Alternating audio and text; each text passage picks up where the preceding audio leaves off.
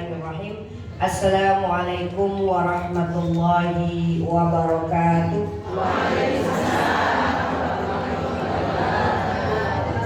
Alhamdulillahi rabbil alamin wa bihi nasta'in ala umuri dunya waddin.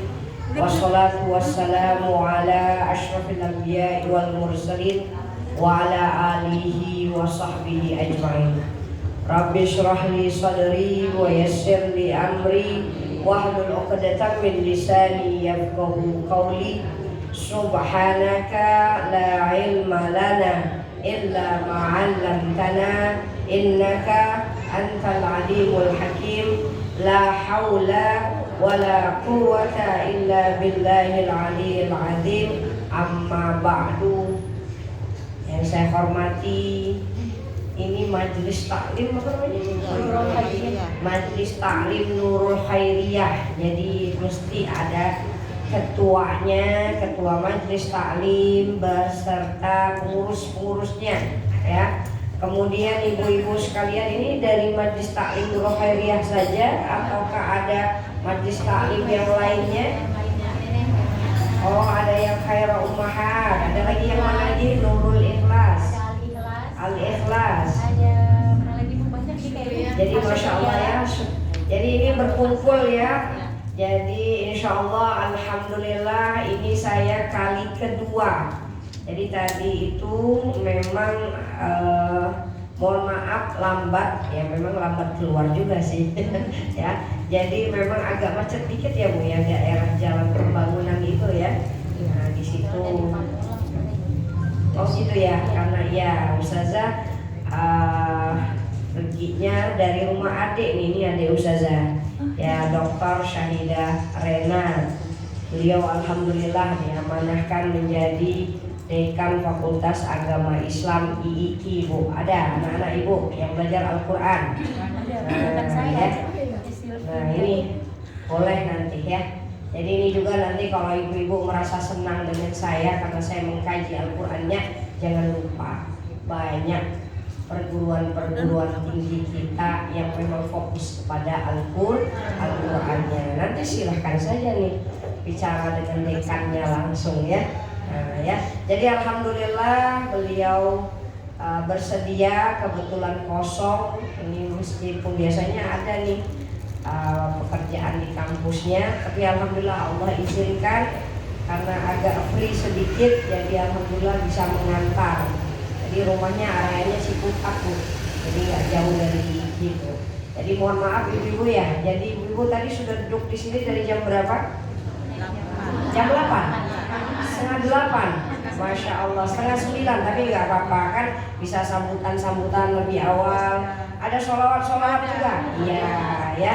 Jadi alhamdulillah insya Allah masa menunggu ibu-ibunya juga diberikan oleh Allah keberkahan. Apalagi kita masih dalam momen ya, meskipun mungkin Rabiul Awalnya sudah habis maksudnya ya. Sudah masuk Rabiul Tsani, tapi nggak apa-apa, euforia Rabiul Awal tuh masih ada. Jadi masih beberapa majelis kita itu masih ada peringatan Maulid Nabi ya. Jadi nggak apa-apa. Jadi kalau misalkan tadi menunggunya dengan bersolawat kepada baginda Rasulullah Shallallahu Alaihi Wasallam, mudah-mudahan insya Allah apa-apa tadi yang ibu-ibu semuanya lakukan, Allah beri keberkahan dan kali lipat ganda pahala. Amin Allahumma amin. Ibu-ibu sekalian yang dirahmati Allah, alhamdulillah tak henti-hentinya kita ucapkan syukur kehadiran Allah, karena Allah memberi kita nikmat yang luar biasa banyaknya. Wa in ta'uddu ni'matallah la tuhsuha. Kalau mau mengira-ngira atau menghitung-hitung nikmat Allah, gak selesai-selesainya. Maka ada nikmat yang terindah yang selalu kita katakan, nikmat itu adalah iman. Iman adalah hati kita. Mudah-mudahan insya Allah hati ini senantiasa jatuh cinta kepada Allahnya, kepada Rasulullahnya, kepada agama Allahnya. Kemudian juga kita bersyukur atas nikmat Islam. Islam juga sebenarnya kalau iman wal Islam. Kalau iman wal Islam digabung, iman itu areanya hati, Islam itu gerakannya. Tapi kalau nggak digabung, maka masing-masing pengertian itu sudah jadi satu. Misalnya nggak digabung ya, inna dina indallahil Islam. Sesungguhnya agama yang diterima Allah hanya Islam. Masa cuma gerakan saja, nggak punya hati. Berarti di situ iman wal Islam. Tapi kalau misalkan ada kalimatnya nih bersamaan, ya ayyuhalladzina amanu, tuh dia sebut dulu iman. Kutiba alaikumusiyam. Kutiba itu Islam karena amalnya. Maka amanu berarti areanya hati. Jadi kalau Ustazah sebut kita ini diberi oleh Allah nikmat iman, berarti hati kita. Kita diberi oleh Allah nikmat Islam, berarti amal kita. Jadi mudah-mudahan insya Allah kita sudah banyak ya di bulan Rabiul Awal mengingat baginda Rasulullah SAW. Mudah-mudahan Allah beri cinta, dan mudah-mudahan cinta ini menjadi modal bagi kita untuk menambah amal. Nabi itu bersyukur atas nikmat lahir, dan juga Nabi bersyukur bukan hanya atas nikmat lahir, tapi nikmat Quran. Jadi Nabi kalau ditanya kenapa puasa hari Senin, ya, kenapa Nabi puasa hari Senin? Zaka yaumun yauma wulidtu fihi. Hari itu hari aku dilahirkan. Nah ini yang kita sebut maulid ya. Hari Nabi dilahirkan, hari Senin. Tapi nggak berhenti di situ, Bu. Ada satu lagi hari Senin, yauma unzila alayya fi. Hari Senin adalah hari di mana Al-Qur'an diturunkan. Jadi berarti Nabi satu mengingat hari lahir, yang kedua Nabi mengingat hari turunnya Al-Qur'an. Berarti Bu, kalau kita mau bersyukur jangan hanya bersyukur nikmat hidup. Kalau Ibu hidup, kalau kita hidup tanpa Quran gimana bentuknya? Ya? Gimana kalau orang hidup tanpa Quran? Nah, ya. Katanya Al-Quran itu syifa, kesembuhan. Berarti kalau tanpa Quran penyakitan. Walaupun fisiknya sehat tapi hatinya penyakitan. Itu kalau nggak bersama Al-Quran itu katanya cahaya. Berarti yang nggak bersama Al-Quran gelap gulita. Rumah yang dibacakan Al-Quran rumah yang bercahaya. Kalau rumah yang nggak dibacakan Al-Quran kal baitil kharab, seperti rumah usang, nggak ada penghuni, banyak hantu. Berarti kalau rumah yang nggak dibaca Al-Quran rumah berhantu. Tubuh yang nggak dibaca Al-Quran jadi hantunya. Maka Masya Allah, Al-Quran ini jangan disepelekan. Sekali kita menjauh dari Al-Quran, Al-Quran itu makanan ruh. Kita ini bukan hanya punya jasad, tapi harus ada ruh di dalamnya. Jadi orang yang nggak baca Quran itu hampir sama dengan jasad berjalan tapi ruh nggak ada. Nah itu berarti mayat zombie. Ya, nggak ada yang ruhnya nggak ada, cuma jasmaninya aja. Itu kalau nggak ada Al-Quran. Maka bahaya Bu kalau nggak ada Quran sama sekali di dalam tubuh. Syaitan itu mesti lawannya Quran. Makanya kalau baca Quran ibu-ibu suruh baca apa? A'udzu billahi minasyaitonir rajim. Fa idza qara'tal Qur'an fasta'iz billahi minasyaitonir rajim. Padahal dalam hadis yang lain itu disebutkan kullu amrin dhibalin la yubda bi bismillah fa huwa abtar. Segala perkara yang tidak dimulai dengan basmalah terputus. Biasanya kita segala sesuatu menggunakan basmalah. Betul, semua sesuatu harus dimulai dengan nama Allah. Karena nggak sebut nama Allah nggak ada bantuan dan kekuatan. Tapi khusus Al-Quran Allah detilkan lagi dengan membaca isti'azah. Faiza qara'tal Quran fasta'iz billahi minasyaitan. Jadi berarti kalau mau baca Quran harus baca isti'azah. Berarti syaitan ini sangat akrab dengan orang-orang yang bersama akrab bukan ngebantu ibu, Bu. Akrab untuk menggoda. Jadi memang kalau ngaji-ngaji kayak gini hati-hati. Yang awalnya tadi seger-seger, tiba-tiba terkena angin, mulai kejang. Kalau ustazah kadang nggak negur tuh kasihan, dia sekarang lagi diangin-anginin, ini nama setan kan. Nah, ya. Jadi Bu kalau lihat ada yang samping kiri, samping kanan tuh mengantuk, ibu pegang tangannya. Kalau nggak nanti sampai akhir tertutup ya. Nah ya, jadi memang syaitan karena disebut faiza qara'tal Quran fasta'iz billah, maka gangguan syaitan terbesar itu Al-Quran.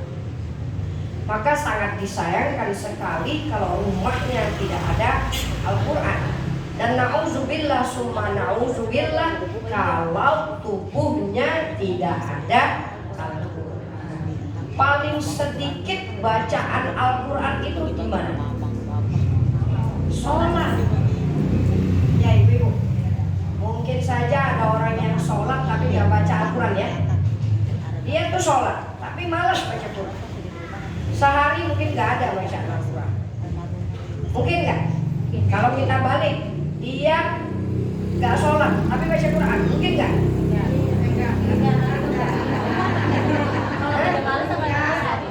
Coba mana yang lebih memungkinkan? Dia sholat, dia akan tidak baca Quran, mungkin. Dia nggak sholat, terus baca Quran, nggak masuk akal. Sholat aja enggak, apalagi baca Quran. Yang sholat aja nggak baca Quran. Jadi paling sedikit bacaan Quran kita itu sholat tanpa kita sadar. Jadi kalau nggak sholat, nggak ada Quran, ini yang disebut mayat berjalan. Cuma punya jasad, nggak punya ruh. Maka hati-hati anak di rumah itu ya, kalau sampai tidak sholat. Hati-hati suami kalau subuh masih ketinggalan. Alarm tubuh memang nggak pernah jalan. Padahal kalau jam 7 makan pagi ada alarmnya. Siang nanti ada alarm.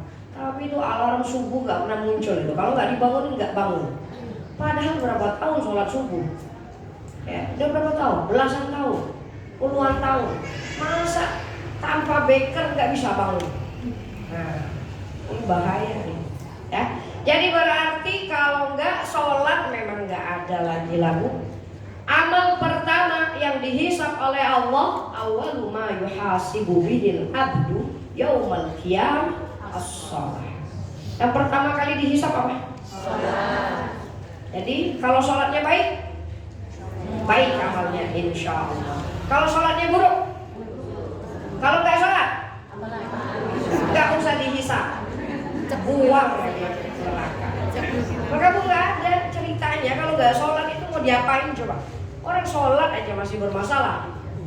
Sholat tapi lalai. Nah, tuh kuping kita. Sholat aja masih kena. Apalagi nggak sholat, memang kita buang langsung. Jadi nggak perlu dihisab. Maka orang yang nggak sholat ini memang nggak ada selesai ceritanya. Ibu-ibu jangan cari menantu yang nggak sholat. Ya, anak ibu bagus, dapat menantu cuma dilihat wajah sama hartanya aja, kerjaannya. Ternyata dia nggak sholat, habis satu keturunan dengan orang yang nggak sholat. Kenapa? Kalau nggak sholat itu nggak ada Quran, maka setan tuh muncul di situ. Maka semua perbuatan dosa besar mungkin nggak dilakukan. Coba tanya itu yang membunuh, ya, yang merampok, sholat nggak ini? Maka masya Allah, nggak terjaga karena sudah tubuhnya sudah dikuasai. Karena nggak ada ayat-ayat Al-Quran di dalam tubuh. Jadi jangan dibuat sepele. Kalau ibu-ibu nih insya Allah lah. Anak-anak di rumah gimana ceritanya? Saya pernah punya pengalaman soalnya. Ya, anak itu bagus itu, klimis, rambutnya ya jam 9 padahal kuliah jam 8, dia datang jam 9. Saya tanya udah sholat subuh belum? Mandi sudah, sholat subuh belum. Ini hati-hati. Mana tahu anak kita sepanjang malam main game, main handphone, begitu subuh baru tidur.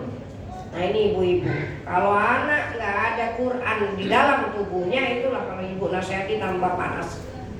Ya.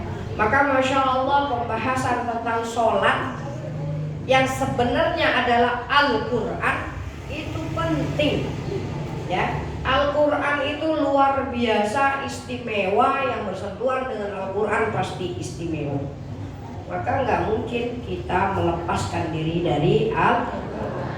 Karena yang paling sedikit itu adalah sholat, maka kita ambil salah satu surat di dalam Al-Quran yang banyak menyentuh tentang sholat. Ya malah kita disindir kan di ayat tengahnya, maka judul kita itu sholat tapi lalai, kita ambil tengahnya fawailul lil musallin alladzina hum an sholatihim sahun.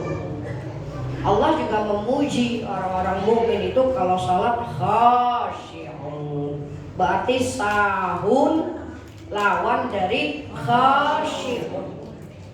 Khasyi'un itu khusyuk. Nanti kita boleh rumuskan kalau ada waktu. Ya. Bagaimana pencipta sholat yang khusyuk ya. Jadi ibu-ibu sudah hafal ayatnya, suratnya. Belum hafal? Hafal nggak? Nggak apa-apa. Kalau nggak hafal, habis ini hafal ya. Jadi yang menarik dalam surat Al-Ma'un, ketika Allah mengucapkan yang di tengah tadi fawailul lil musallin, celakalah orang yang sholat. Biasanya kita hanya melihat setelahnya. Fawailul lil musallin alladzina hum an sholatihim sahun walladzina hum yura'un, ya kan? Alladzina hum an sholatihim sahun alladzina hum yura'un wa yamna'unal ma'un. Selama ini kalau dikatakan lalai ya atau celaka, celakalah orang yang sholat, selalunya nih kita ambil yang biasa dulu, pasti akan mengatakan oh ini karena sholat yang lalai. Kalau ditanya apa itu lalai dalam sholat, biasanya kita selalu juga paham yang namanya lalai sholat tuh suka melambatkan sholat ya. Biasanya ibu-ibu kan tahulah seperti itu. Tetapi sebenarnya ada hal yang menarik ibu-ibu. Sebelum fawailul lil musallin, Allah cerita 3 sifat tercela sebelumnya. Coba kita balik dulu sebelumnya, kita korelasikan atau hubungkan dengan tadi fawailul lil musallin tadi. Kita sambungkan ke situ. Coba apa saja 3 sifat tercela yang tadi disebutkan dalam surat Al-Ma'un. Ara'aital ladzi yukadzibu biddin, tahukah kamu siapa itu orang yang mendustai agama? Agama kadang disebut hari kiamat. Ya, kadang juga kiamat, kadang juga agama. Ada persamaan antara agama dengan kiamat. Kiamat itu hari pembalasan. Agama itu menjelaskan tentang pembalasan. Kalau kita bicara agama itu kan boleh, nggak boleh, wajib, haram, iya kan?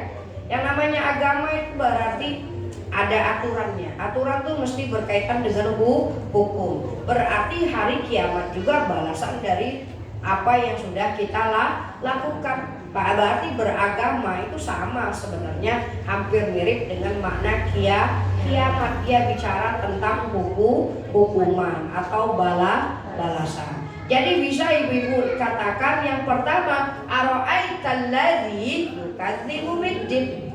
Tahukah kamu orang yang mendustai agama berarti menyepelekan agama.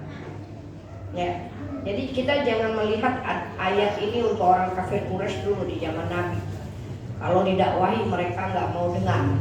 Sebenarnya bagi ibu-ibu yang memperbesar ilmu umum daripada ilmu agama nanti bisa masuk di sini. Kenapa itu? Subjek kita ada 20, agamanya cuma 1. Ilmu agamanya berapa kalau SD? 1. SMP? SMA? Kuliah?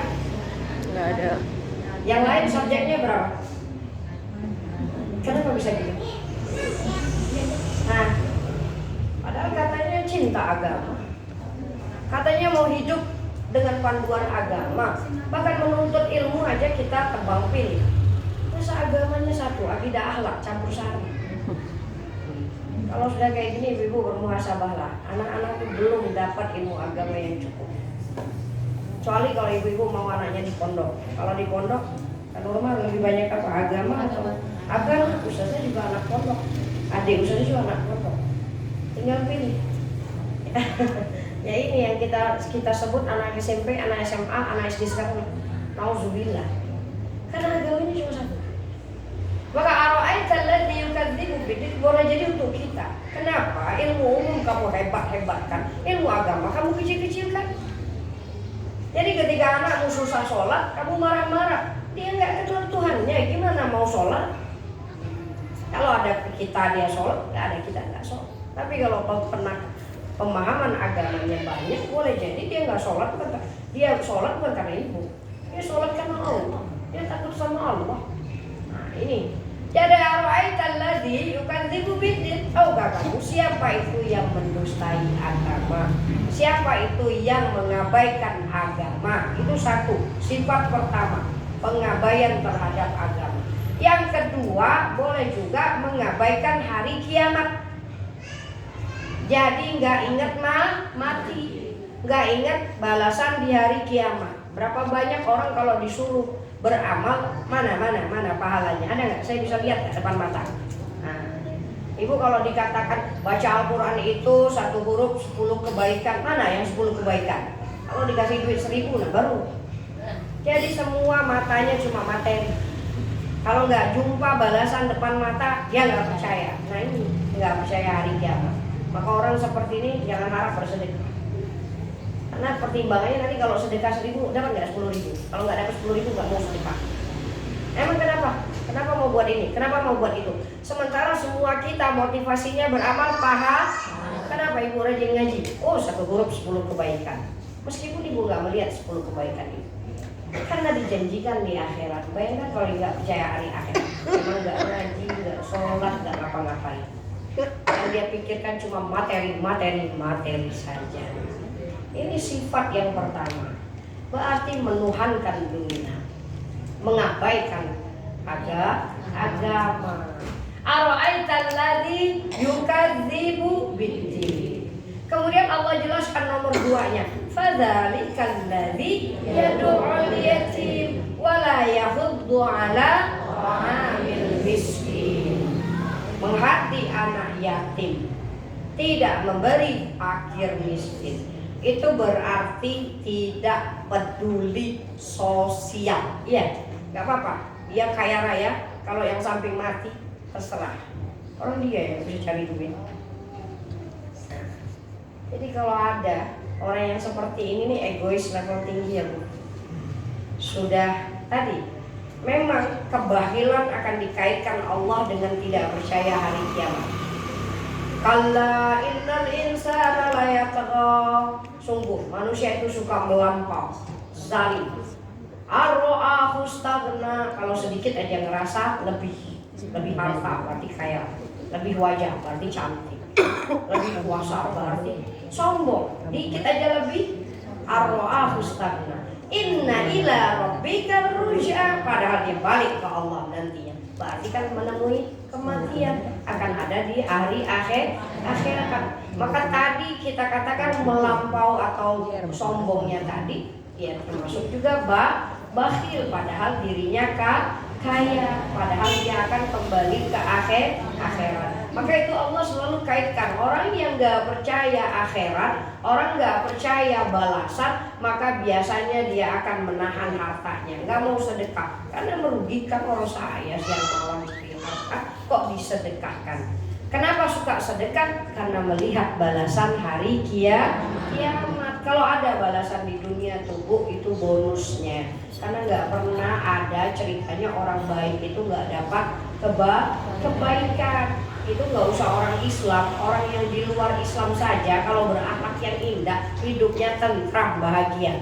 Karena yang baik mesti dapat yang baik, yang buruk ya jadi dapat yang buruk. Jadi berarti 3 sifat ini. Yang pertama, tidak percaya hari kiamat atau dia mengabaikan akhirat, agama. Yang kedua, dia menghardi anak yatim. Yang ketiga, dia tidak memberi fakir miskin. Ini namanya antisosial, tidak peduli sosial. Ini namanya egois, individualis. Maka habis itu Allah sebut apa? Fawailul lil musallin. Celakalah orang yang sholat. Jadi kalau sholat tapi nggak peduli sesama, apakah itu sholat yang indah? Kenapa masih sholat tapi nggak mau mikirin orang lain? Ini Allah tegur nih orang-orang yang sholat. Jadi depannya juga kita kena, jangan mikir yang belakangnya aja.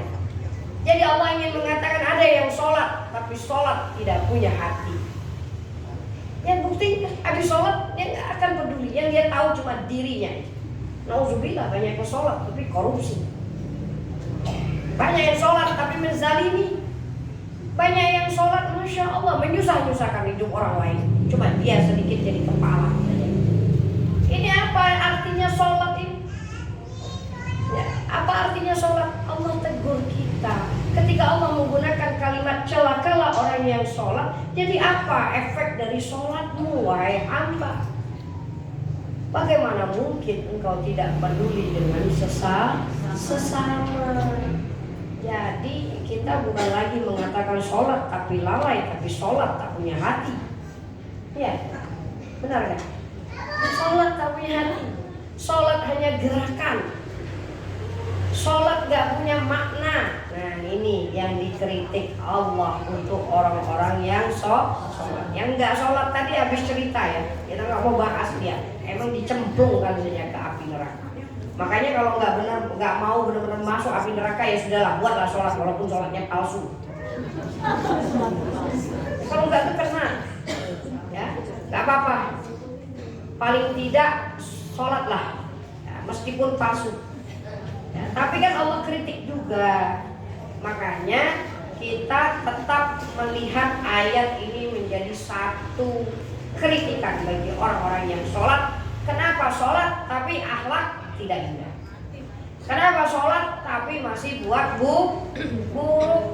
Maka di sini Allah sebut fawailul lil musallin. Jadi kalau misalnya kita katakan tadi dia mengabaikan agama, dia nggak percaya hari kiamat, dia menghardi anak yatim, dia tidak membantu fakir miskin, ada lagi bagian bawah lagi wa yamna'unal ma'un. Ini satu paket. Bakhil luar biasa. Sampai dia menghina dengan kata-kata. Ibu-ibu, kalau orang yang diminta itu ibu-ibu sakiti hatinya confirm, ya pasti dia nggak akan datang lagi. Berarti ibu-ibu bukan bakhil biasa. Ibu-ibu bisa ngomong dengan bahasa yang sederhana kan, mohon maaf saya sekarang lagi nggak ada, besok dia datang. Tapi kalau ibu-ibu sudah menyakiti hatinya, ini sehat badan kok mengemis, memang dia nggak datang. Menghardi anak yatim, menghardi orang-orang yang tidak punya, menghardi orang-orang yang meminta, itu sudah di level tertinggi kebakhilan. Karena dia berharap gak datanglah lagi, menyakiti. Kalaupun sedekahnya diberi tapi dengan kata-kata yang kasar, gimana Bu? Sama aja, gak ada orang yang mau diberi tapi dicaci maki. Besok dia nggak datang lagi, maka tertutuplah jawaban doa. Padahal ibu minta ya Allah sembuhkan penyakit, Ya Allah beri ini, beri ini, beri ini. Kata Allah, aku hadirkan seorang hamba mengetuk pintu rumah, meminta, engkau gak bagi. Sedekah itu jawaban doa. Kita yang minta sama Allah, lalu Allah hadirkan orangnya di depan mata kita, tapi kita tutup mata. Nah, ini yang kita selalu takut kalau itu terjadi pada kita, ya. Jadi berarti 3 sifat tercela seterusnya Allah sebut fawailul lil musallin. Nah, ini pun nanti lama-lama hafal. Ara'aital ladzi yukadzibu biddin. Tahukah kamu orang yang mendustai agama? Alladzi yad'ul yatim, berarti menghardik anak yatim. Wala yahuddu ala, tidak memberi makan fakir miskin. Nah, baru Allah tegur yang sholat. Fawailul lil musallin. Berarti bisa kita simpulkan bagaimana tuh sifat orang yang celaka dalam sholat. 1, kenapa tuh bisa kok nggak perhatian? Kenapa kok bisa tidak peduli sosial? Kenapa dengan sholatnya?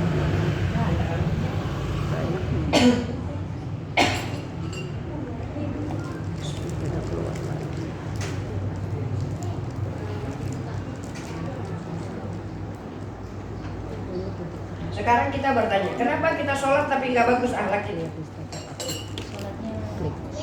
Nah, ini yang harus dicari. Kenapa tadi kita bisa jadi fawailul lil musallin? Apa yang terjadi dengan sholat kita? Ibu bisa memberi jawaban. Kenapa kok nggak berubah akhlak padahal sholat terus? Karena sholat belum khusyuk. Sholat belum khusyuk, 1. Ada lagi ibu? Karena sholatnya nggak tahu apa yang dibaca. Sholat nggak tahu yang dibaca. Oke, 2. Apa lagi ibu? Ini kita harus berintrospeksi. Kalau nggak kayak gini tuh sholat kita. Apalagi tadi nggak khusyuk, iya. Terus nggak tahu bacaan sholat artinya. Sholat tapi pengen dilihat orang aja. Ada ya sholat yang dilihat. Jadi kalau nggak dilihat orang nggak sholat ya. Sholat tapi tahu ilmunya. Sholat tapi nggak tahu ilmunya tuh. Apalagi, wah ini sudah selesai ini kalau sudah bisa jawab semua ini. Ya, tapi intinya itu. Coba bu lagi bu. Sholat nggak menghadirkan hati. Ada cinta sama sekali. Itu lah cepat dibuat cepat 5 menit selesai. Jadi ngomongin orang sebelumnya. Itu sholat 5 menit, 10 menit. Apa rasa sholatnya? Habis itu nyambung lagi ngomongin orang. Sholat apa itu? Yang 10 menit. Hah? Nah, itu kita selalu ditanya. Inna sholata tanha 'anil fahsya'i wal munkar. Sholat itu mencegah dari perbuatan keji dan munkar.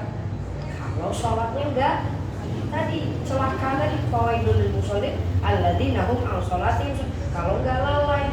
Makanya kita cari tahu nih kenapa kita sholat kok masih seperti itu. Berarti tadi sudah banyak nih jawabannya bagus-bagus. 1, enggak khusyuk dalam sholat. Yang kedua tadi apa tadi? Enggak ngerti bacaan sholat. Kemudian tadi apa lagi? Iya sholat kalau dilihat orang, kalau nggak dilihat orang nggak sholat. Alhamdulillah. Dilihat orang panjang sholatnya, kalau nggak dilihat orang. Jadi kalau begitu perbanyak sholat malam, karena sholat malam tuh nggak dilihat orang. Tapi dalam hati dia berkata mudah-mudahan lah itu mertua saya bangun, atau suami saya. Ya. Jadi seperti itu. Apalagi bu? Apalagi masalah sholat kita ini? Tadi tidak memasukkan hati di dalam sholat, tapi sholatnya kering, kerontang, tanpa rasa. Apa lagi? Sholat sebagai kewajiban tapi bukan kesadaran. Sholat sebatas kewajiban tapi tanpa kesadaran. Oke, tapi sholat paksa. Ya. Apa lagi bu? Ibu-ibu yang di luar ada jawaban? Makan uang haram.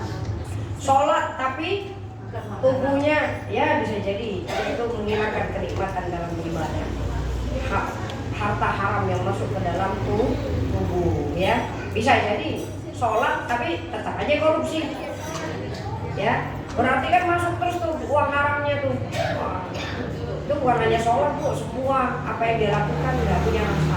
Kenapa banyak makan harta haram? Bisa juga masuk. Ada lagi yang mau jawab kenapa? Jadi seperti itu lalai dalam sholat sehingga disebut Allah celakalah orang yang sholat. Ada lagi nggak? Hah? Oh ya, berarti waktu sholat kemana-mana ya pikirannya. Yang tadi masuk nggak khusyuk. Ya. Apalagi jadi imam sholat, tapi pas ditanya tadi rakaat pertama imam baca apa? Nggak tahu baca apa ya. Ini ngapain ibu lagi waktu sholat kemana-mana pikirannya ya. Jadi sholat apa lagi? Wa idza qamu ila sholat qamu kusala. Males. Panggil jam berapa? Panggil sholat jam berapa? Jam 12. Ya, terus datang jam berapa? Jam 3, kurang 15 menit. Ya. Oh, ustazah, zuhurnya memang lambat, tapi asar on time. Itu jamak 2 sholat. Enak aja bilang on time. Ya sekalian, jadi dia baru assalamualaikum zuhur kan, baru dia tunggu 5 menit aja. Allahu akbar, asar. Jadi zuhur dengan asar, maghrib dengan isya, atau isya dengan subuh. Katanya mau bangun malam, jadi isyanya diakhirkan. Ternyata begitu bangun sudah sholat. Ya. Ada yang kayak gitu juga? Ada, ini jasnya ada semua. Kalau enggak kita ini paling cantik akhlak. Lalu lupa gimana? Nah, orang yang sholat itu nggak mungkin. Kalau sholatnya berkualitas, makanya ibu-ibu kita masuk dalam filosofi sholat. Karena kita mau jawab dulu tantangan Allah tadi. Kenapa mendustai agama? Kenapa menghardi anak yatim? Kenapa tidak memberi fakir miskin? Tadi kita masuklah ke bawahnya lagi. Fawailul lil musallin alladzina hum an salatihim sahun alladzina hum yura'un wa yamna'unal ma'un. Wa yamna'unal ma'un itu bu tidak menganjurkan untuk berbuat kebaikan. Jadi begini. Kalau ada orang yang mau buat baik, orang mau bersedekah, padahal dia nggak sedekah loh. Orang yang mau dilarangnya pula. Ngapain sedekah? Nah, ibu-ibu hati-hati. Suami mau sedekah, ibu larang-larang. Orang tua mau sedekah, ibu larang-larang. Padahal ibu sudah nggak sedekah, dilarang orang pula. Nah, ini juga kena. Maka semua, kalau nggak mau sedekah, melarang orang sedekah, itu nampak sekali jiwa sosialnya tidak ada. Jadi Allah pertanyakan, hablum minallahnya kok bisa? Kok menyambung ke Allah tapi nggak menyambung ke manusia? Itu dipertanyakan. Karena seharusnya hati yang menyambung ke Allah berkasih sayang kepada sesama manusia. Tapi ada yang masalah dalam sholatnya. Ibu-ibu, kalau ibu-ibu sholat tambah cantik tuh hati. Ya, tambah cantik akhlaknya. Bukan sholat tambah jahat hatinya. Berarti something, ada yang salah dalam sholat kita. Maka ayat ini sebenarnya mengkritik orang-orang yang sholat. Maka kita coba balikan tadi. Semua tadi apa-apa yang sudah kita katakan, mungkin inilah kekurangan sholat kita. Iya, kita mengaku enggak nih yang seperti ini. Kalau enggak sudah cantik semua kan kita. Ya. Jadi kita akan katakan iya, kita mungkin kurang khusyuk. Ya, mungkin kita nggak ngerti bacaannya. Iya, mungkin kita malas. Iya, kita malas. Maka untuk membalikkan semua itu, coba kita sedikit masuk seharusnya seperti apa sih sholat itu. Nah, ibu-ibu, coba kita lihat ya. Jadi kalau ditanya apa itu sholat, nah, sholat itu dari bahasa apa? Bahasa Arab, bahasa Indonesia. Ibu-ibu, sholat itu artinya sholat. Sholat itu dari bahasa Arab. As-sholat. Ya, tadi ada yang jawab apa? Doa, ya betul. Ya, as-sholat. As-sholatu wassalamu ala Rasulillah. Itu itu boleh diartikan doa. Jadi berarti apa yang kita lakukan di dalam sholat itu memang ada beberapa yang memang redaksinya adalah doa. Di mana tuh yang ada bacaan doanya? Rabbi firli warhamni wajburni warfa'ni warzuqni wahdini wa'afini. Oke, bisa diartikan sholat itu doa. Selain doa, apalagi diartikan sholat? Sholat itu dalam bahasa Arab. Oke,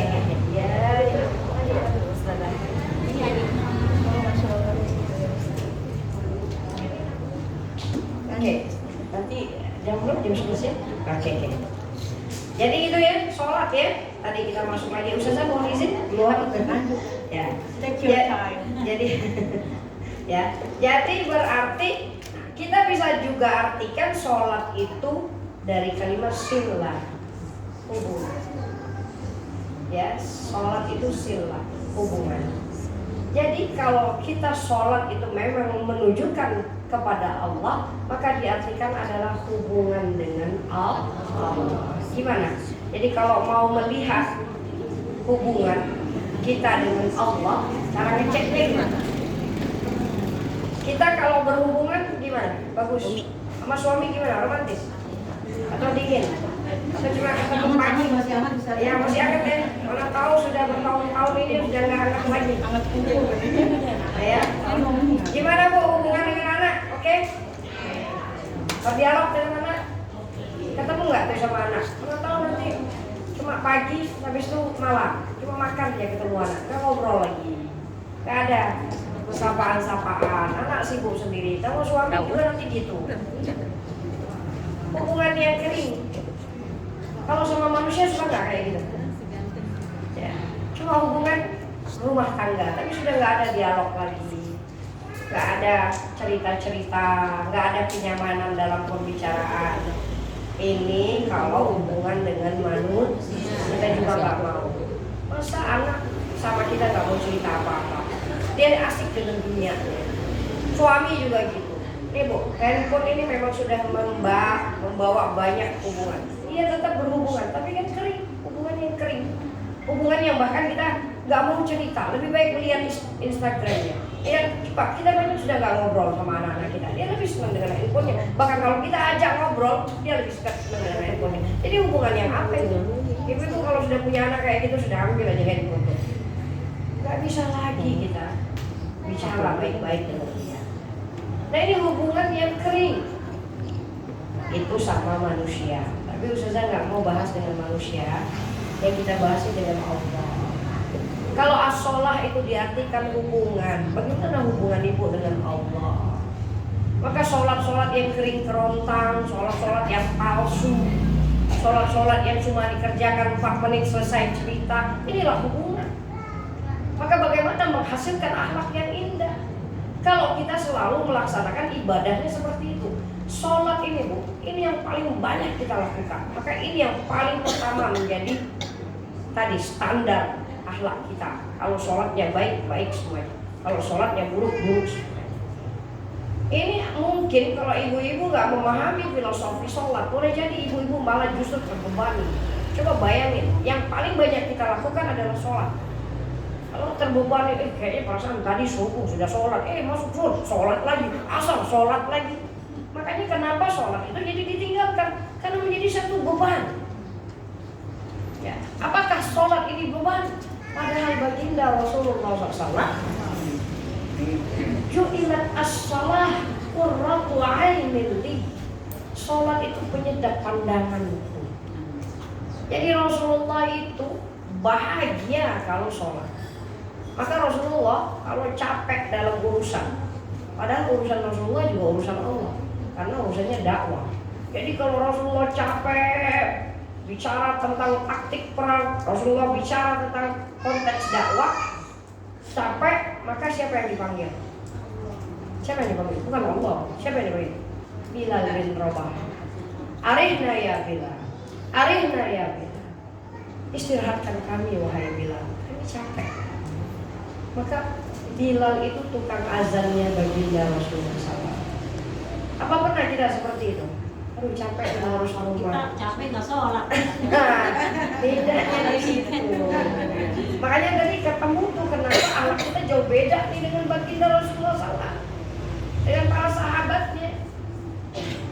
Jadi kita tidak mengartikan sholat sebagai hubungan yang cantik dengan Allah, tapi kita mengartikan sholat hanya sebatas kewajiban. Kalau itu adalah kewajiban ibu-ibu, Masya Allah, 5 kali sholat itu susah.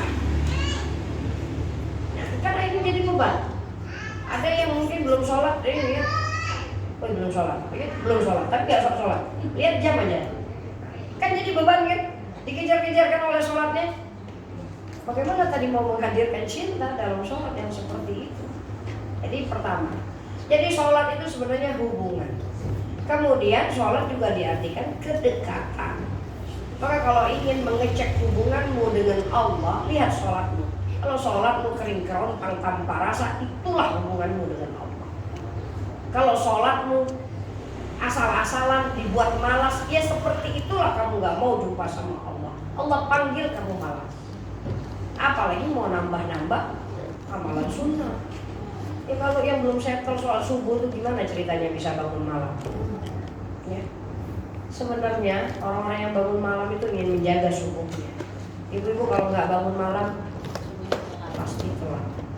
Inilah baru azan antri kamar mandi, pasti telat.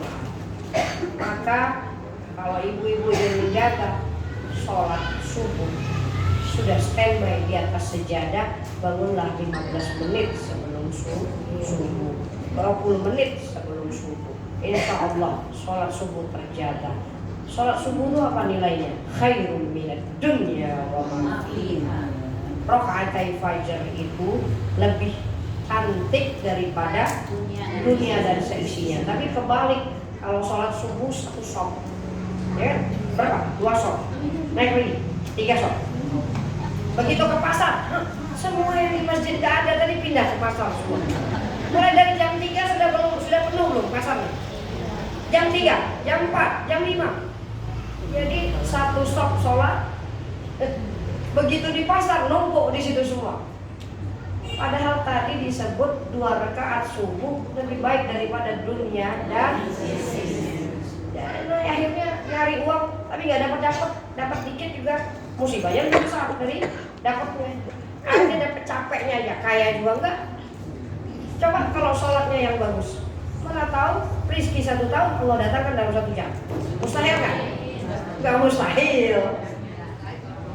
Kenapa nggak minta kepada yang memberi rezeki? Pemilik langit dan buminya, Allah Maha Kaya. Ini minta dengan tenaganya, ya nggak dapat apa-apa selain capeknya. Coba tuh, yang di pasar banyak tuh, dapat rumah, gedung, gitu-gitu aja. Yang dapat gedungnya tetap aja itu yang di sana. Ya. Jadi ini yang kita katakan, mungkin capek-capeknya kita terurai kalau kita memperhatikan sholat. Nih kasih tahu suami-suami. Ya, kalau mau dapat rezeki lebih banyak, jalin hubungan yang cantik dengan Allah. Karena Allah yang punya segalanya. Apa yang mustahil kalau Allah mudahkan? Jadi ini berlari-lari sampai sholat subuh nggak tahu di mana, ya dapatnya segitu-gitu aja, capek aja. Nah, ya berarti filosofi sholat adalah hubungan, kemudian kedekatan. Coba mulai dari sekarang, ibu-ibu mau nggak ngerapat sama Allah? Mau nggak dekat sama Allah? Oke, mulai dari sholatnya. Nggak apa-apa, 5 waktu aja. Mulai dari subuh yang cantik. Siapkan dulu, wahai Allah. Ya, aku rindu nih sholat subuh nih. Tadi malam saya nggak ingat sama sekali. Maka di atas sejadahnya 2 rakaatnya cantik. Nanti ibu lihat, masya Allah, bagaimana Allah membuat hidup kita lebih mudah. Ibu, kalau dimudahkan tuh sebenarnya urusan rezeki pun mudah, urusan suami mudah. Tapi kalau disusahkan semuanya susah. Ya, maka masya Allah kita mulai dari sholat. Ya, berarti apalagi kita akan katakan sholat itu juga tadi qurratu ain, penyedap pandangan. Ibu-ibu sebenarnya sebenarnya kalau capek dengan manusia, jangan ngadu juga dengan manusia. Masa yang fakir mengadu kepada yang fakir, kapan selesai urusannya? Ya, yang betul yang mana? Yang fakir mengadu kepada yang maha kaya. Ya ayyuhan nas antumul fuqara'u ilallah. Nih Allah buat nih satu statement. Wahai manusia, kamu semua fakir. Berarti nggak ada manusia yang kaya. Kaya itu bukan banyak harta. Sebenarnya ghani, kaya itu adalah tidak memerlukan bantuan orang lain. Siapa? Orang kaya itu masih perlu jantungnya Allah. Iya kan? Jadi kita akan katakan yang nggak memerlukan bantuan cuma Allah. Ya. Kalau kita ini perlu udaranya Allah, perlu jantungnya Allah, perlu matanya Allah, telinganya Allah. Kita ini sangat bergantung dengan fasilitasnya Allah. Kita lemah, makanya ketika Allah ambil fasilitas, manusia yang lain pun nggak bisa. Ada yang bisa menyembuhkan, orang dia juga sakit. Ada yang nggak bisa lari dari kematian, orang dia juga mati. Jadi mau ngadu kayak apapun nggak akan selesai. Maka berarti kita akan katakan sholat ini seharusnya menjadi satu yang akan membuat hiburan bagi hati kita. Jadi kalau kita punya masalah, kalau kita terlalu capek nih ngurus anaknya, ngurus suaminya, ngurus segalanya, maka dalam sholat itulah waktu istirahat kita. Jangan dibalik ibu-ibu, malah justru sholat menambah pekerjaan.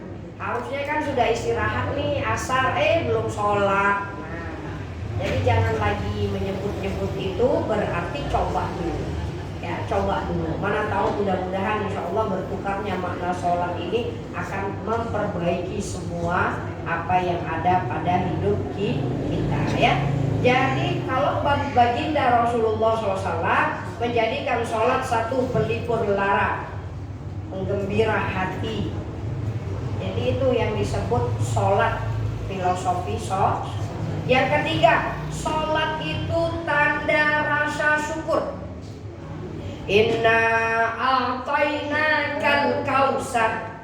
Kami sudah memberi engkau wahai Rasulullah nikmat yang luar biasa banyak.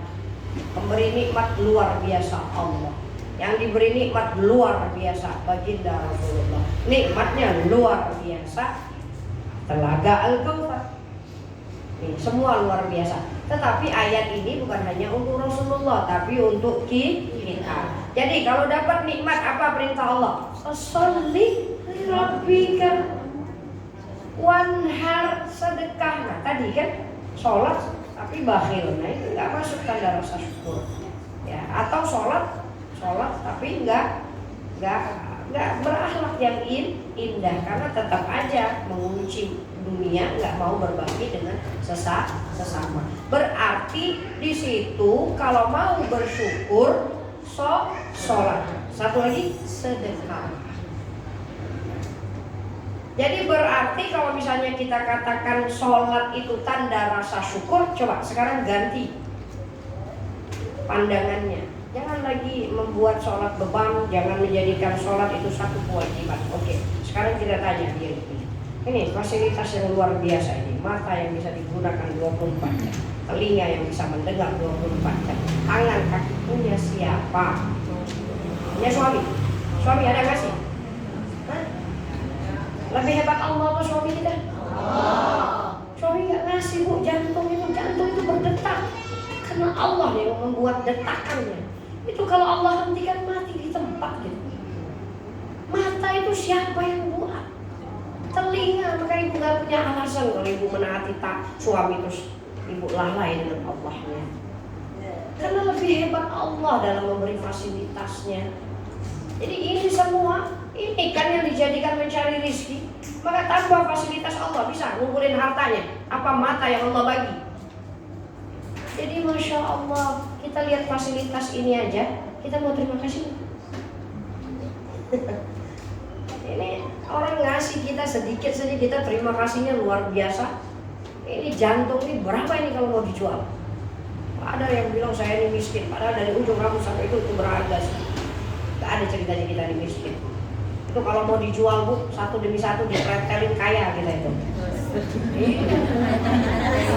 Tapi mau nggak dipretelin? Mau jual jantung, jual paru-paru? Tapi itu berharga luar biasa. Jadi wahai hamba, kapan terima kasihnya sama Allah? Maka paling tidak buatlah sholat yang cantik sebagai tanda terima kasih sama Allah. Wahai Allah, ini 10 tahun nih, 20 tahun nih, 30 tahun nih, saya ini sehat, mata sehat, cuma 3 tahun terakhir mungkin sakit. Jadi katakan begitu, maka Masya Allah itu akan menghadirkan kekhusyuan. Kita akan melihat sholat dalam pandangan yang baru, bahwa kita berterima kasih kepada yang menciptakan kita. Itu baru anggota tubuh kita ya Bu. Belum lagi makanannya, belum lagi minumannya, belum lagi sahabat-sahabat kita, suami, anak, ya Allah. Maka kalau kita selalu mengatakan bersyukur atas nikmat, coba cek ya, nikmatnya tambah banyak tapi sholatnya begitu-begitu aja kan. Sholatnya sama dengan 20 tahun yang lalu, sama kan? Tapi nikmatnya luar biasa, rumah tambah besar, mobil tambah mewah, tapi sholatnya begitu-begitu aja, nggak ada penambahan kualitas. Maka coba yang fair, kalau Allah memberi nikmat banyak ditambah setiap saat, maka jadikan sholat kita lebih khusyuk dari hari ke hari. Kenapa sekarang kayak gini? Baca lagi buku-buku, karena tahu nanti belajar sholat waktu SD sampai sekarang nggak dibuka lagi. Menambah ilmu. Kenapa? Karena sholat adalah satu-satunya cara kita berterima kasih kepada Allah. Nggak ada lagi yang lain. Makanya Masya Allah kalau kita nggak sholat, nggak bisa sholat nanti disolatkan. Ya. Jadi apalagi sholat itu wasiat terakhir baginda Rasulullah SAW. Jadi Nabi terakhir wasiatnya cuma as-sholat, as-sholat, as-sholat. Jadi jaga Bu keturunan kita, jangan sampai nggak sholat. Ya. As-sholat, as-sholat. Jadi wasiat terakhir baginda Nabi itu cuma sholat, sholat, sholat. Karena tahu Nabi kalau umatnya menjaga sholatnya Allah jaga. Kalau umatnya bagus dalam sholatnya berarti hubungan dengan Allahnya cantik. Nabi nggak khawatir lagi dengan umatnya. Ya. Karena Allah yang mampu menjaga Bu. Maka anak-anak nih, saya katakan, anak-anak kalau bagus sholatnya ibu-ibu gak usah khawatir. Karena yang ada yang menjaga dia, lebih hebat dari kita menjaga. Mata kita ini gak 24 jam, tapi Allah Masya Allah. Ya, jadi kalau anak-anak kita tuh bagus sholatnya, ibu-ibu tenang. Maka jangan sampai lalai, tidak diperhatikan sholat anak-anak. Begitu juga suami, kalau mau jaga suami gak usah dijagain, buka SMS-nya, ditanya-tanya, jagain sholatnya. Gimana jadi cara ngajak suami sholat? Misalnya gini, kamu kalau sholat subuh di musola atau di masjid sudah, saya lebaran ini nggak minta baju baru, saya juga nggak minta. Coba lah ibu deal sama suami, pasti dia suka. Deal, ya. Gimana cara biar suami itu kalau sholat itu di luar rumah gitu. Musola kita nih banyak, tapi nggak ada yang datang. Coba kalau diajak kayak gitu, nah kalau gitu ikut kajian terus gitu. Ya, itu berat buat istri. Ya, nah inilah Bu pengorbanan. Tapi Bu ketika dia sudah sholat di musola, mana tahu ibu dapat tiga baju. Karena dia tambah sayang sama ibu. Karena dia dekat sama Allah. Orang yang dekat sama Allah itu Masya Allah keciptaan semua ini. Ya, Allah Maha sempurna. Ya sedikit aja Allah masukkan ke sempurna. Allah Maha kaya. Allah percikan juga kekayaan.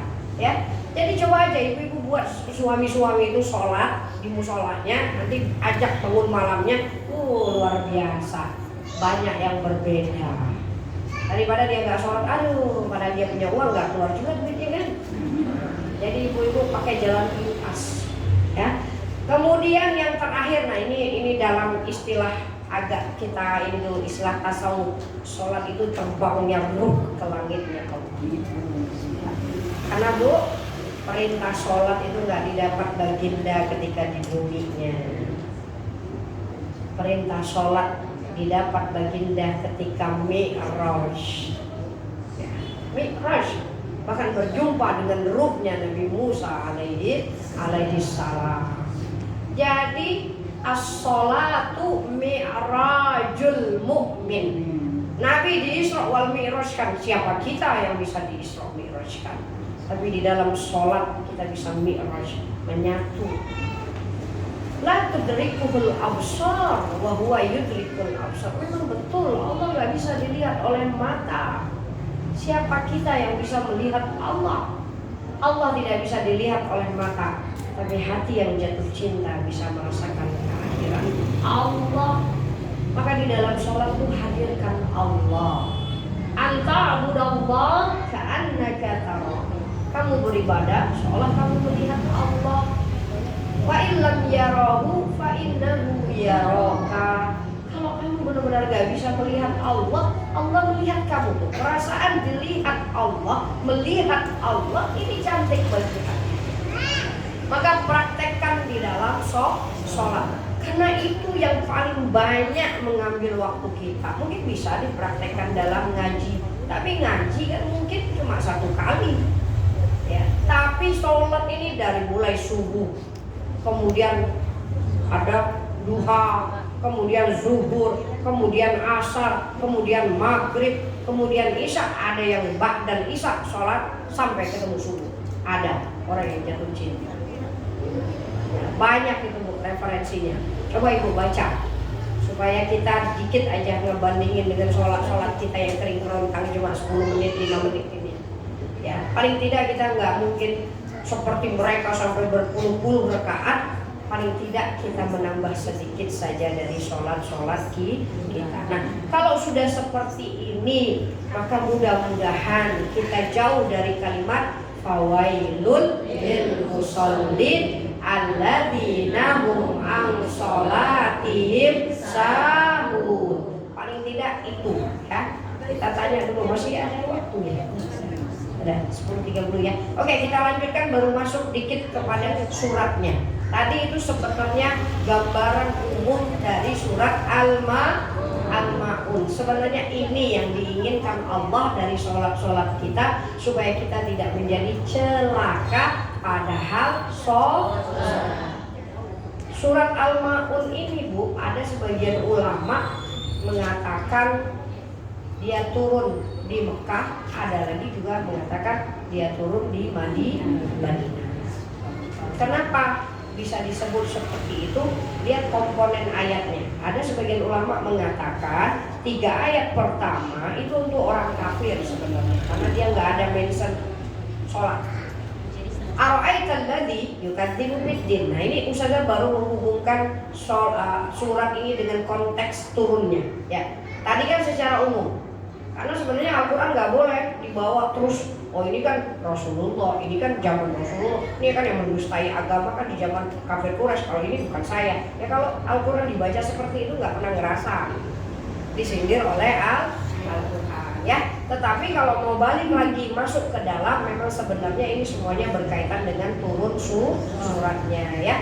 Jadi kalau misalnya kita katakan surat Al-Ma'un, kita pertama kali jumlahnya berapa tadi? Ada 7 ayat. Itu kalau mau belajar soal Al-Ma'un, 7 ayat. Di mana turunnya? Ada yang bilang Mekah, Makkiyah. Ada yang bilang Madaniyah, berarti Madinah. Kenapa Bu? Bisa 2 pendapat. Jadi ada yang pertama mengatakan 3 ayat pertama itu turun di kota Mekah, karena itu bicara tentang orang kafir. 4 ayat setelahnya itu turun di Madinah. Kenapa Bu? Bicara tentang siapa? Orang munafik. Orang munafik.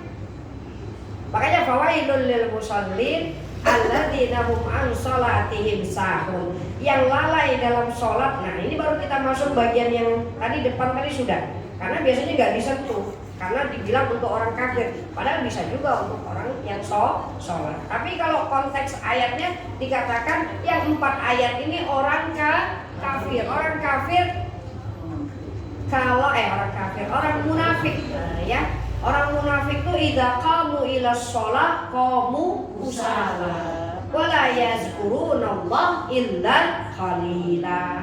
Tanda orang munafik itu apa? Sholat malas, zikir dikit, ada zikir tapi dikit. Itu sudah masuk ke munafikan. Karena zikir itu artinya banyak, Bu. Di dalam Al-Quran kalimat zikir itu selalu dilekatkan dengan kalimat katsira. Jadi ibu tuh sebenarnya nggak boleh ngomong berzikir kalau nggak banyak. Ya, yang disebut zikir itu banyak. Kalau masih dihitung tuh sebenarnya bisa dihitung sedikit. Jadi berarti 3 ayat kedua katanya turunnya di Madinah. Ulama mengatakan turun di Madinah karena dia berkait dengan sifat orang munafik. Jadi kita bisa juga mengatakan 3 ayat pertama itu konteksnya di Mekah karena semuanya sifat orang kafir. Coba lihat, orang kafir mendustai agama. Jadi kalau dibacakan ayat Al-Quran mereka menolak. Mereka kan benar-benar kafir. Yang kedua mereka menghati anak yatim. Yang ketiga mereka tidak memberi makan fakir miskin. Ini 3 sifat orang kafir Quraisy pada saat turunnya surat Al-Ma'un. Kemudian yang kedua, 4 ayat yang kedua itu sifat orang munafik. Kenapa bisa dilihat munafik? Karena dia sholat. Fawailul lil musallin, celakalah orang-orang yang sholat. Nah, kenapa celaka? Sahun, lalai dalam sholat termasuk kemunafikan. Jadi hati-hati. Jadi kalau misalnya kita sepakat bagian yang bawah itu yang namanya lalai, lambat-lambat, semua yang kita sebut itu sebenarnya masuk. Tadi, ya. Sholat tanpa rasa, kering kerontang, sholat cuma gerakan saja, nggak punya hati. Apalagi sholat apa tadi banyak ya sudah kita sebut. Jadi beban. Ya, karena nggak akan kena ke orang kafir, karena orang kafir nggak sholat. Ya, maka ini semuanya kena kepada orang Islam yang punya kemunafikan di dalam dirinya. Jadi gini, boleh jadi yang namanya munafik nih gini, casingnya Islam. Melakukan pekerjaan Islam, tapi hatinya nggak ada. Nah, kalau yang benar-benar munafik di zaman Rasulullah tuh memang nggak ada hatinya sama sekali. Jadi dia tuh pura-pura. Kalau kita yang sholat nggak punya hati, gimana ceritanya? Kita sholat tapi nggak punya hati. Ini bahaya juga ini kalau lama-lama kita biarin nih. Jadi akhirnya muncul kemunafikan dalam diri karena semua ibadah kita akhirnya jadi palsu, nggak sia-sia, dapat pahala juga, nggak apa-apa. Walaupun palsu juga Allah hargai. Karena dalam hukum fikih ya tetap aja semua ibadah kita nggak ada yang tidak, ya yang maksudnya tidak ada nggak sah kan? Ya kalau ibu-ibu tetap aja, ibu-ibu nggak ngerti bacaan tetap aja kalau sudah gerakannya benar, bacaannya benar, sudah lolos di fikih. Walaupun nggak punya hati, nah berarti tetap dihargai, tapi itu tadi nggak berefek pada akhlak yang indah itu, ya. Padahal kita targetnya malah sholat itu berakhlak yang indah, ya. Jadi berarti Makkiyah dengan Madaniyah. Kemudian lagi apa? Ada juga yang mengatakan surat ini turun pada orang-orang kafir secara khusus, yaitu Abu Jahal, ya, Abu Sufyan, Utbah, ya. Jadi memang Bu, yang bagian pertama tadi sebenarnya untuk orang kafir. Kenapa Ustazah bawa ke situ supaya kita ini lebih enggak apa-apa. Walaupun sebabnya satu, tapi sebenarnya bisa ditarik untuk secara umum. Jadi supaya kita lagi melihat teguran Allah tentang sholat. Jadi nggak semestinya dia dibawa hanya untuk orang kafir. Kemudian berarti tadi kalau kita katakan surat Al-Ma'un berarti ada berapa sifat ini? Ada 6 sifat ya? Ada 6 sifat nggak itu? 3 sifat orang kafir, 3 sifat orang munafik. Jadi semuanya surah Al-Ma'un itu bicara tentang anak buruk nggak Bu? Ya, semuanya. 3 sifat pertama itu punya orang kafir. Apa saja Bu? Yukadzibu, kemudian menghati anak yatim. Oke, yang tadi munafik apa aja sifatnya? Lalai dalam sholat, riak dalam sholat, kemudian sama. Ada nggak kesamaan antara orang kafir dengan orang munafik dalam sifat? Coba lihat itu, yang dalam konteks soal mohon, mana kesamaannya? Sama-sama bakhil. Sama-sama bakhil. Itu kan yang sama. Jadi kalau orang kafir itu dia mendustai agama. Nah, dia menghadi anak yatim, tidak menolong fakir miskin. Itu kafir. Yang bagian munafik ditulis yang naun al ma'un. Tidak menganjurkan orang berbuat baik. Jadi apa yang menjadi sifat kesamaan antara orang munafik dan orang kafir? Nah, sama-sama bakhil. Bu, bakhil itu enggak sesimpel itu kita ngerti kayaknya. Jadi gini, bakhil itu pencinta dunia yang luar biasa sebenarnya. Jadi ibu-ibu kalau mau menghilangkan cinta dunia yang terlalu luar biasa di hati, banyak sedekah. Kalau semakin ibu gak mau keluar sedikit pun, semakin dunia besar di hati. Makanya kita punya konsep sedekah itu sebenarnya mengecilkan dunia.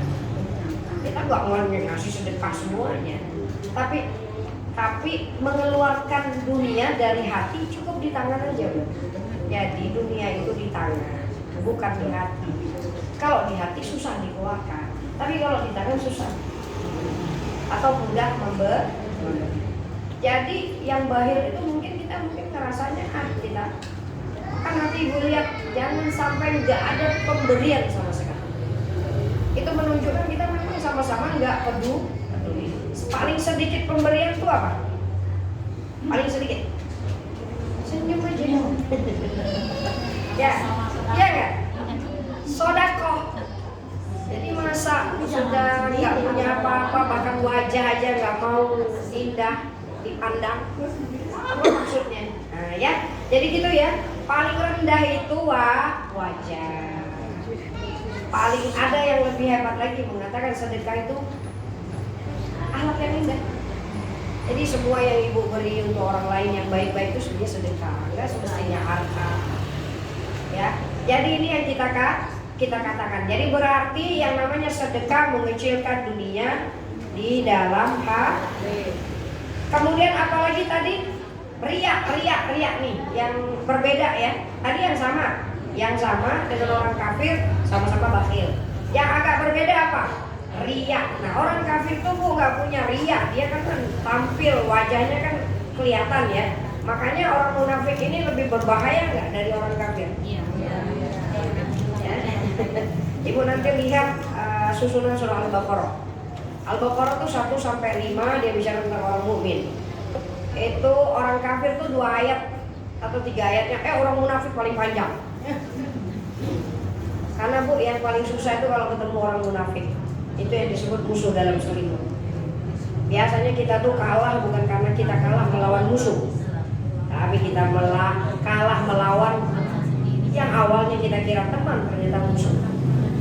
Itu namanya munafik. Lain di casing, lain di hati. Punya banyak topeng. Ya, sepakat kan? Nah itu. Yuraun. Jadi dia memperlihatkan, tapi hanya casingnya aja, hatinya beda. Itu yang disebut kemunafikan. Jadi maunya kita tuh apa yang di hati sama dengan apa yang ditampilkan. Jadi kalau buat topeng itu yang dimaksud riya, menampilkan padahal sebenarnya hatinya tidak ada ya. Berarti itu yang akan berbeda ya, berarti mendustai hari kiamat. Nah itu tadi khusus orang kafir ya. Yang bakhil sama dengan orang munafik. Kemudian yang khusus orang munafik berarti riya nih ya. Jadi nauzubillah summa nauzubillah, riya ini sebenarnya masuk kepada syirik kecil. Tapi bahaya Bu, itu bisa ngilangin amalan ya. Jadi orang kafir memang nggak dapat sama sekali karena dia syirik. Tapi orang riya dia melakukan amalan, tapi pas dilihat sama pahalanya tidak ada. Nah, jadi ini juga merugikan. Jadi riya ini merugikan. Ya, apalagi tadi riya dalam sholat, padahal sholat tadi hubungan dengan Allah berarti memalsu-malsukan hubungan. Nah, ya. Kita coba lihat Bu komponen surat Al-Kautsar. Jadi kita kalau bicara soal Maun itu nggak boleh lepas dari surat Al-Kautsar, karena setelah surat Al-Maun ada Al-Kautsar nggak? Coba lihat di Al-Qurannya ada. Ibu-ibu ada mushaf nggak? Ada di handphone. Nah, coba nanti kita samakan ya. Itu cantik sebenarnya. Ini yang disebut korelasi antar surat. Jadi kenapa itu berderet tuh surat Al-Maun dulu ya, baru Al-Kautsar ya susunannya. Al-Maun, kemudian Al-Kautsar atau Al-Kautsar dulu atau Al-Maun? Al-Maun dulu baru Al-Kautsar. Oke. Ibu-ibu sekarang kita lihat keindahan Al-Qur'an. Ini kalau ibu-ibu nggak matching kan kayak gini nggak ketemu. Jadi gini, surat Al-Maun itu sifat orang kafir dan orang munafik. Sementara Al-Kautsar sifat baginda Rasulullah dan orang-orang mukmin. Jadi hubungan antara Al-Maun dengan Al-Kautsar tuh hubungan kontradiksi. Nanti kita kalau kasih judul Al-Maun vs Al-Kautsar. Ya.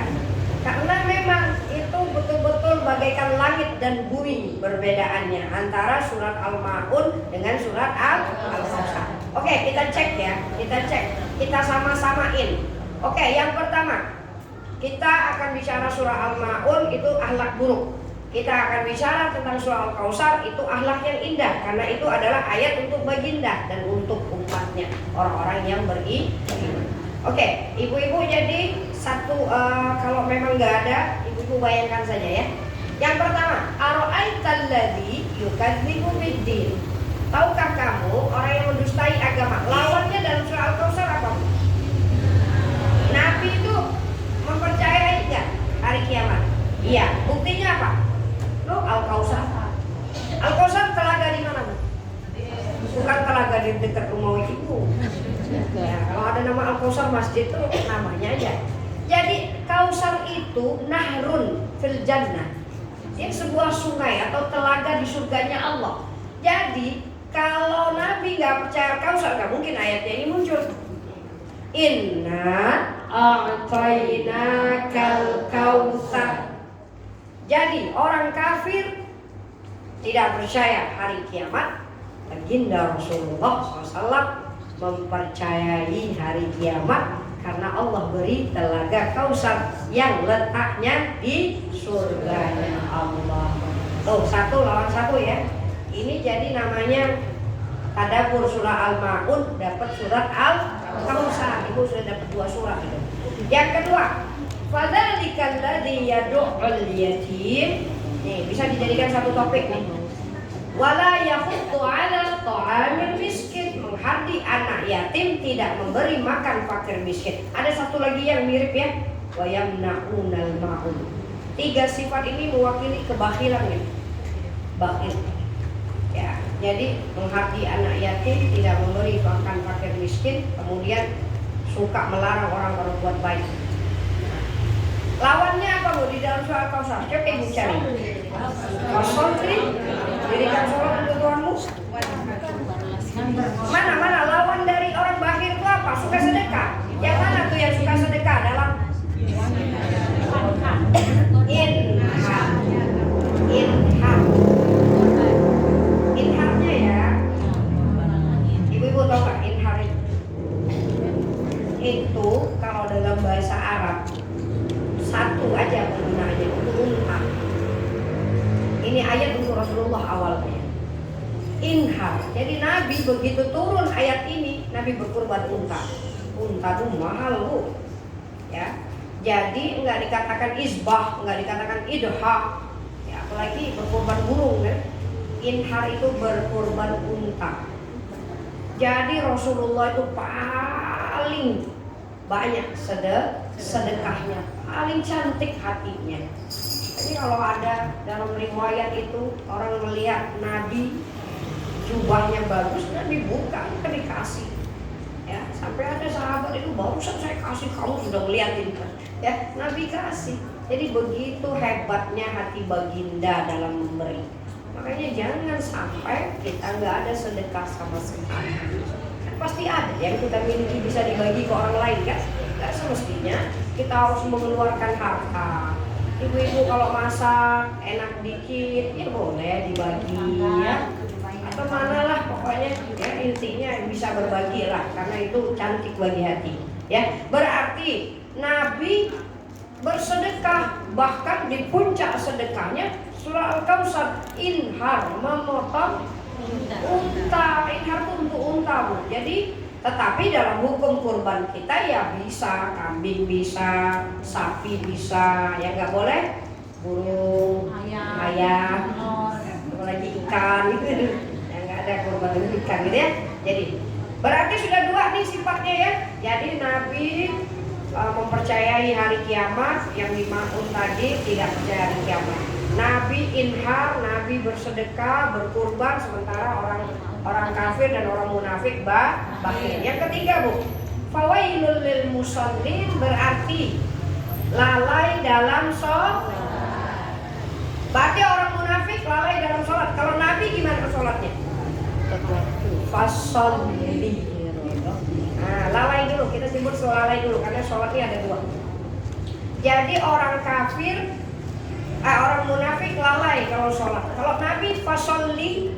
Nah, Nabi diberitakan sholat Nabi itu khusyuk. Jadi lawan khusyuk lalai. Jadi kita pakainya cuma fasolli aja ya, fasolli. Jadi lawan fawailul lil musallin alladzina hum an sholatihim sahun bisa didapat di dalam surat Al-Kautsar, fasolli. Karena sifat Rasulullah khusyuk dalam sholat. Oke. Yang keempat, kalau riya tuh. Nah, kan satu sifat ya. Satu sifat tuh yuraun. Mana Bu lawannya dalam surah Al-Kautsar? Li rabbika. Berarti ikhlas. Tuh, keren sekali ternyata surah Al-Kautsar dan surah Al-Ma'un. Dia bisa disamakan topiknya. Iya, ini yang disebut ijazul Quran, kecantikan, keindahan Al-Quran. Oke, kita ulangin lagi ya, dua-dua ini, sifat yang ini. Empat sifat surat Al-Ma'un, 4 sifat surat Al-Kautsar. Oke, yang pertama di surat Al-Ma'un, orang kafir, orang munafik kenapa? Mendustai hari kiamat. Nabi percaya hari kiamat, buktinya Al-Kautsar. Kemudian yang kedua, orang kafir dan orang munafik bakhil. Nabi inhar, Nabi berkurban bahkan dengan unta. Orang munafik lalai.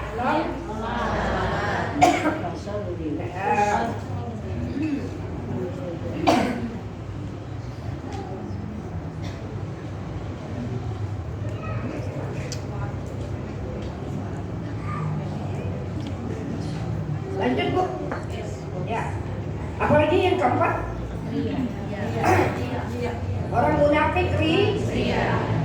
Nabi ikhlas.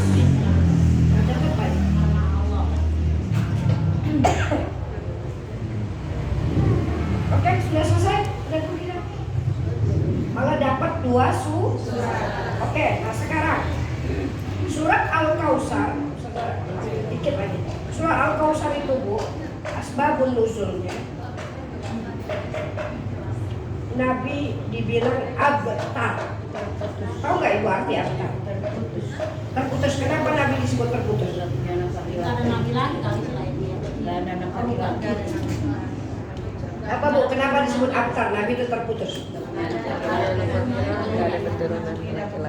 Betul. Nabi itu masya Allah dilukai hatinya ketika anak-anak baginda meninggal dunia di usia yang sangat muda. Ada 3 kan, masya Allah, itu meninggal dalam usia muda. Orang kafir Quraisy bilang Nabi itu tidak punya keturunan, berarti terputus dari dunia. Maka Allah jawab, inna syani'aka wal abtar, yang membenci engkau wahai Rasulullah yang terputus. Hubungannya apa begini? Al-Abtar itu siapa? Nah itu pertanyaannya kan. Bukan Nabi Al-Abtar, karena Nabi sampai sekarang berabad-abad lamanya nama baginda tetap disebutkan. Dia la ilaha illallah Muhammad Rasulullah. Yang terputus itu siapa? Orang kafir, nggak akan disebut. Ya, mereka hilang. Jadi Nabi akan disebut. Nah, kalau kita mau mengartikan lagi, inna syani'aka huwal abtar. Seorang yang membenci engkau itu wahai Rasulullah, dialah yang abtar. Siapa abtar? Semua yang ada dalam surat Al-Ma'un. Bisa juga. Jadi itu hubungan akhir surat dengan surat sebelumnya. Jadi bisa laksirkan.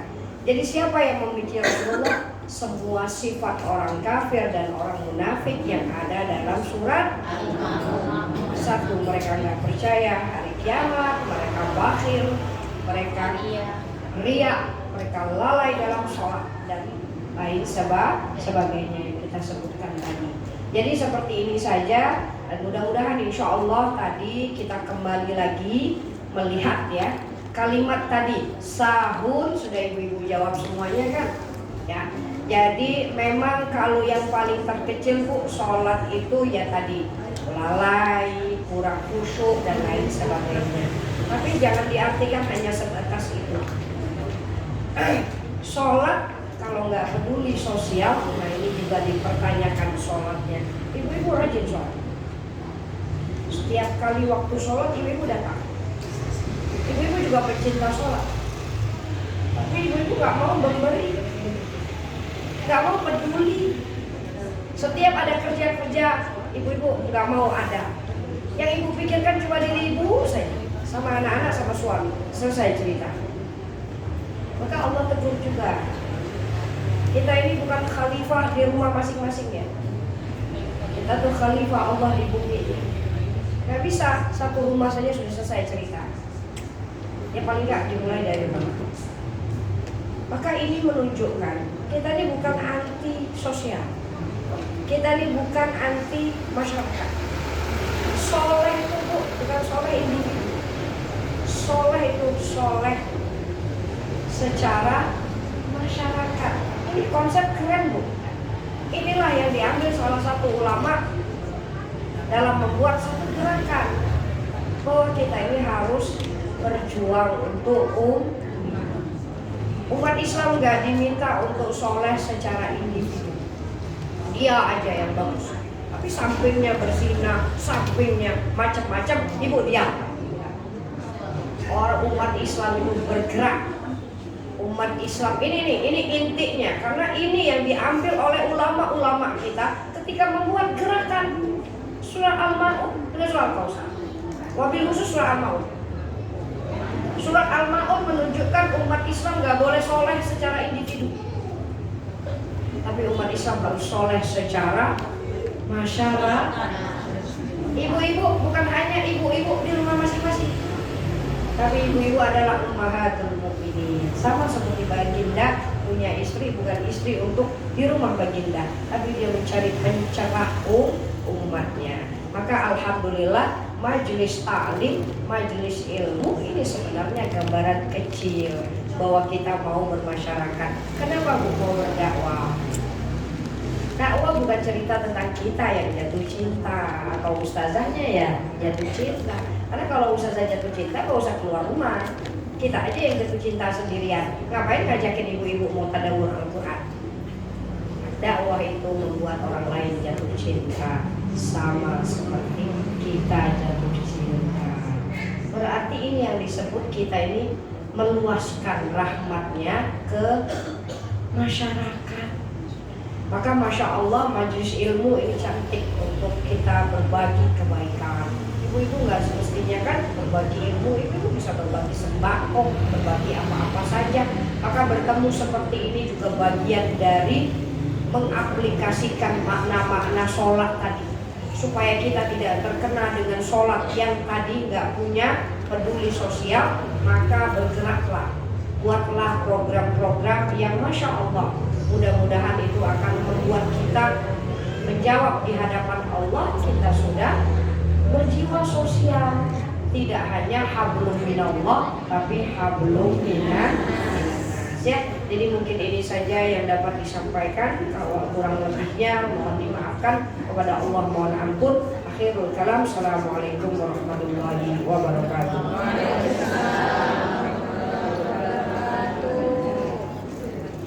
Terima kasih kami ucapkan kepada yang terhormat Al-Karma Ustadzah Hajar Dalanda Farida Ulfa LCMA yang baru saja menjelaskan tentang surah Al-Maun.